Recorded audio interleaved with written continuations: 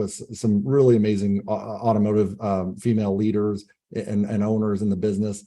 And I always love talking to you guys about this subject. And I want to ask some tough questions about this, but please be open. Is there any difference, in your opinion, between a male and female management styles, or even maybe managerial instincts that might delineate male and female run car dealerships, or any other business for that matter?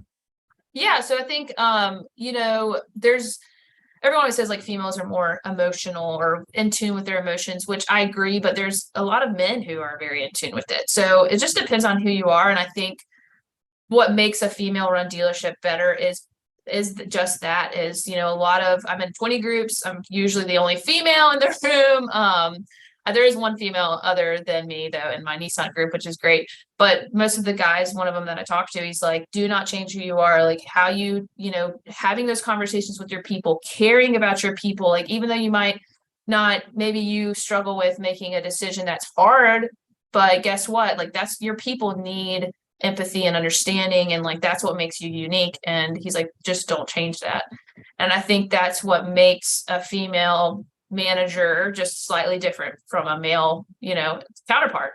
And not to say it's like any better or anything, but I think that's why mothers, like they're nurturing, like females are just that nurturing type. And that's why I think people, especially in automotive, like you see a male dominated industry, a lot of it is just very, very hard, and you have the typical management style, but I think it's just a nice change of pace when you have females involved, just because it kind of brings that like nurturing side to things, which people need that, I mean, people don't want to be number one, worked to death, yelled at, or, we don't do any of that here, obviously, but it's just slightly different, Now, I think those are all great points. And you kind of gave me a flashback to, so before I got into the car business, I was in the military, and I spent, 2 years in combat zone deployments as a sergeant. And then when I got into the car business, it was almost exactly like it, but without being shot at. And I got to go home at night, so I was like, wait, I only work 12 hours a day and I get to go home at night. This is awesome.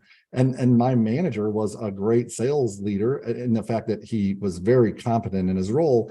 And he would tell us what to do. He would sell us on what to do. And then if he got angry enough, he would yell at us on what to do. So of course, with the military background and then learning from him, when I became a manager, I spent my first, 8 to 10 years leading in that way. I always say most managers tell, sell, and yell to try to get their point across. Yep. And then when I learned about coaching, it was like, it totally blew my mind. I was like, wait a minute, you need to listen to other people. Like you need to ask them questions, like listen to them and their point of view, and then like care enough to help them achieve what they want. It was like, oh. Yeah. And like our guys here do, like my cousins here and our GSM has been with us for a long time, Ben, but they are incredible coaches and leaders.